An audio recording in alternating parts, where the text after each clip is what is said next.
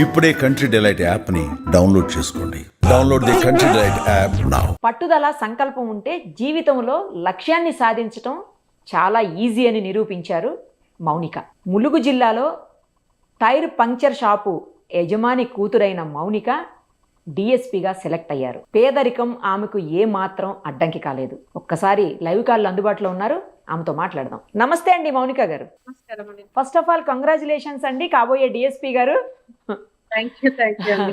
మీ విషయంలో అభినందించాల్సి 2-3 అంశాలు ఉన్నాయండి. ఒకటి, పేదరికం అడ్డు కాలేదు మీ విజయానికి. ఇంకొకటి, తెలుగులో ఎగ్జామ్ రాశారంట మీరు. నాకు అది విన్న తర్వాత చాలా బాగా అనిపించింది. తెలుగు అంటే వీళ్ళు అసలు ఎందులోనూ పనికిరారు, తెలుగులో వెళ్తే ముందుకు సక్సెస్ కాలేరు, ఇలా రకరకాలుగా మాట్లాడుతూ ఉంటారు. అలాంటి వాటన్నిటికీ చెక్ పెట్టేలాగా, వాళ్ళకి సమాధానం చెప్పేలాగా మీరు తెలుగులో రాసి ఎగ్జామ్ని డిఎస్పీగా సెలెక్ట్ అయ్యారంటే హ్యాట్స్ ఆఫ్ అండి.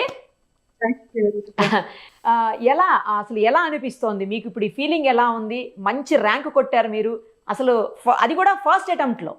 ఎలా అనిపిస్తోంది? మొత్తం మాతో షేర్ చేసుకోండి మీ హ్యాపీనెస్ అంతా. ఫస్ట్ ఆఫ్ ఆల్ చాలా హ్యాపీగా ఉందండి, ఎందుకంటే ప్రతిష్టాత్మక పోస్ట్ కదా. గ్రూప్ 1 లో టాప్ పోస్ట్, గ్రూప్ 1 అనే పోస్ట్ అనేది తెలంగాణ నుంచి రాష్ట్రంలో ఆల్మోస్ట్ 12 years తర్వాత వస్తున్న పోస్ట్ కాబట్టి ఫస్ట్ అటెంప్ట్ లో సాధించినందుకు చాలా సంతోషంగా ఉందండి. దట్టు టాప్ పోస్ట్ అయిన డిఎస్పీ సాధించినందుకు ఇంకా సంతోషంగా ఉంది. మా పేరెంట్స్ యొక్క గౌరవాన్ని పెంచినందుకు ఇంకా చాలా సంతోషంగా ఉంది.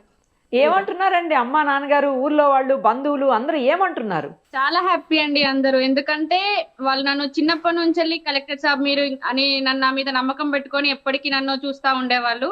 ఇప్పుడు నాకు డిఎస్పీ వచ్చినందుకు ఇంకా హ్యాపీగా ఉన్నారండి వాళ్ళందరూ. అసలైతే మీ లక్ష్యం కలెక్టరా? అవునండి, కలెక్టర్. ఇప్పుడు మళ్ళీ రాస్తారా లేకపోతే డిఎస్పీగా వెళ్తారా? డిఎస్పీగా వెళ్తానండి, కానీ దీంతో ప్రాక్టీస్ చేసుకుంటూ ఇంకా రాస్తా ఉంటానండి. మళ్ళీ ఒకసారి ట్రై చేస్తారు?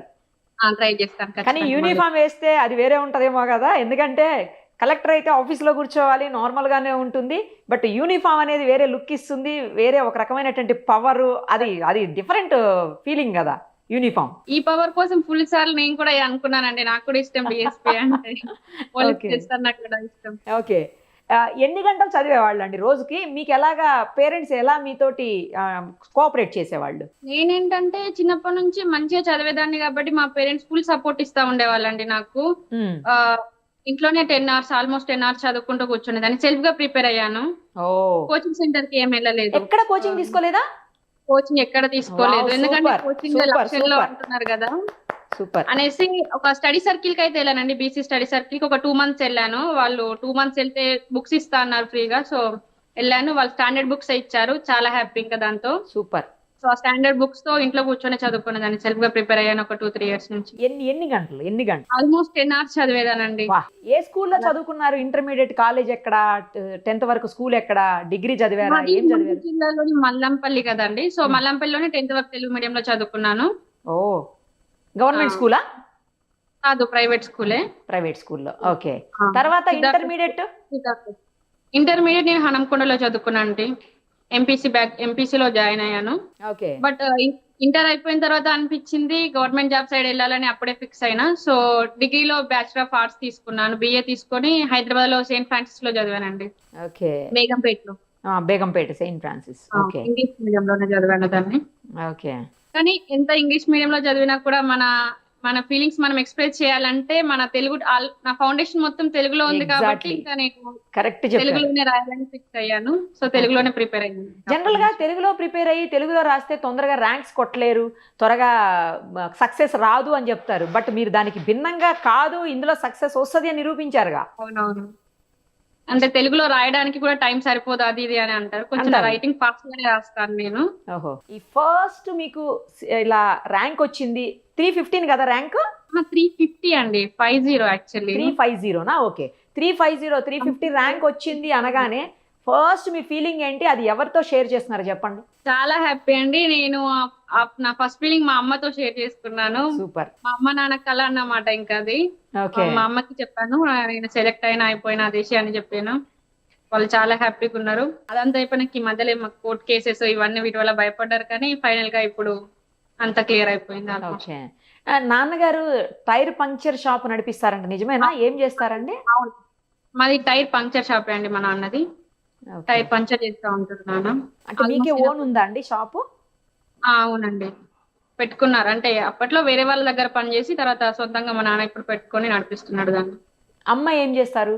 అమ్మ హౌస్ వైఫ్ అండి, ఇంకా మేము పొలం పనులు చూసుకుంటా ఉంటారు అమ్మ వాళ్ళు. మీరు ఒక్కళ్ళేనా? నేను మా చెల్లి అండి, ఇద్దరం. తను ఏం చదువుతున్నారు? తను ఇప్పుడు MBA చేసింది, అయిపోయింది, ఐటీలో జాబ్ చేస్తుంది మా చెల్లి.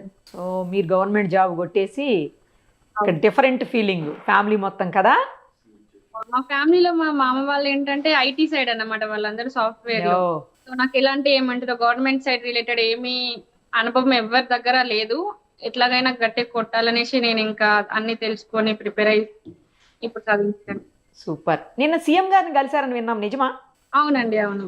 ఏమన్నారు సీఎం గారు? అంటే సీఎం ని కలవలేదండి, ఎందుకంటే టైం అయిపోయిందని వాళ్ళు ఒక 30 మెంబర్స్ కే ఇచ్చారు అపాయింట్మెంట్స్, అందరికి ఇవ్వలేదు. నేను సీఎం నుంచి ఏం తీసుకోలేదు. కలవలేదా అసలు? ఆహా. అయ్యో, ఓకే. అంటే మీకు కాల్ చేస్తే నిన్న సీఎం గారిని కలవడానికి వెళ్ళారు అని అన్నారు. సీఎం దగ్గరికి వెళ్ళామండి, కానీ పర్సనల్ గా ఆయన దగ్గరికి వెళ్ళలేదు. ఆయన స్టేజ్ పైన ఉన్నారు, మేము బయట అంటే కింద స్టేజ్ పైన ఉన్నామా. Okay, okay. మీ రిలేటివ్స్ ఫ్రెండ్స్ అంతా ఏమంటున్నారు? అందరు హ్యాపీ అండి, అందరు వచ్చి కంగ్రాచులేషన్ చెప్తున్నారు, ఫోటోస్ తీసుకుంటున్నారు, చాలా హ్యాపీగా ఉంది. ఎవరికన్నా ఫ్యామిలీస్ లో ఇంతమంది గవర్నమెంట్ జాబ్స్ కానీ పోలీస్ జాబ్స్ కానీ ఇలా ఏమైనా ఉన్నాయా? ఎవరికి లేవండి, నేనే ఫస్ట్ టైం. మీరే ఫస్ట్ టైం. చాలా హ్యాపీనెస్ అనేది మీ ఫేస్ లో కనిపించేస్తోంది. చాలా ప్రౌడ్ మూమెంట్ అండి, ఇంకా ఫస్ట్ టైం కదా, ఇంకా హ్యాపీగా ఉంది. రైట్. లక్ష్యం ఏంటి చెప్పండి? డిఎస్పీ అయ్యి ఏం చేయాలనుకుంటున్నారు? ఎవరి కోసం పని చేయాలనుకుంటున్నారు? ఎవరి కోసం అంటే నాలాంటి ఏమంటారు పేద ప్రజలకి అని చెప్పుకోవచ్చు అండి. ఎవరైనా సాయం కోసం పోలీస్ స్టేషన్ కే వస్తారు కదా మోస్ట్లీ. కోర్టులు కానీ పోలీస్ స్టేషన్లు కానీ ఇవన్నీ మెయిన్ పిల్లర్స్ అన్నమాట. సో ఇందులో నేను వాళ్ళకి నా దగ్గరికి వచ్చిన ప్రతి ఒక్కరికి నేను సాయం చేస్తాను. నా రెస్పాన్సిబిలిటీ ఏంటి, ఎక్కడ వరకు నేను పొడిగించగలను వాటిని అక్కడ వరకు నేను చేస్తానండి. నేను చేసే ప్రతి యాక్షన్ కి అకౌంటబుల్ గా ఉంటాను, ఆన్సరబుల్ గా ఉంటాను వాళ్ళకి ఖచ్చితంగా. సూపర్. ఎంతండి మీ ఏజ్? నా ఏజ్ ఇప్పుడు 25 అండి, ఆల్మోస్ట్ 25. మీరు డెఫినెట్ గా చాలా పై స్థాయి, అంటే ఒకవేళ డిఎస్పీగా కొనసాగితే మాత్రం మళ్ళీ మీరు ఐఏఎస్కి వెళ్ళిపోతే చెప్పలేం కానీ, లేదా IPS గా మళ్ళీ సెలెక్ట్ అయితే తెలియదు కానీ, డిఎస్పీగా అయితే మాత్రం మీరు చాలా పై స్థాయి వరకు వెళ్ళి పెద్ద ర్యాంకుల నుంచే మీరు రిటైర్ అవుతారు తెలుసా? ఆలోచించారు ఎప్పుడన్నా? కలెక్టర్ అంటే అది నార్మల్ గా వేరే స్టేట్స్ కి వెళ్తాం కానీ సొంత స్టేట్ లో కొట్టాలని నాకు చాలా ఉంది. ఇప్పుడు మరి ఇదే బెటర్ ఏమో, ఇంకా యూనిఫామ్ వేయండి. ఎప్పుడు ట్రైనింగ్ అది ఎప్పుడు ఏమన్నా ఇన్ఫర్మేషన్ ఉందా? ఇంకా ఏం లేదా? ఇన్ఫర్మేషన్ ఇవ్వలేదండి. ఓకే అండి, సరే అయితే ఆల్ ది వెరీ బెస్ట్ అండి డిఎస్పీ మౌనిక గారు. థ్యాంక్ యూ అండి, థ్యాంక్ యూ సో మచ్ అండి, థ్యాంక్ యూ. సుమన్ టీవీలో మీ పర్సనల్ అండ్ బిజినెస్ ప్రమోషన్స్ కోసం కింది నెంబర్కి కాంటాక్ట్ చేయండి.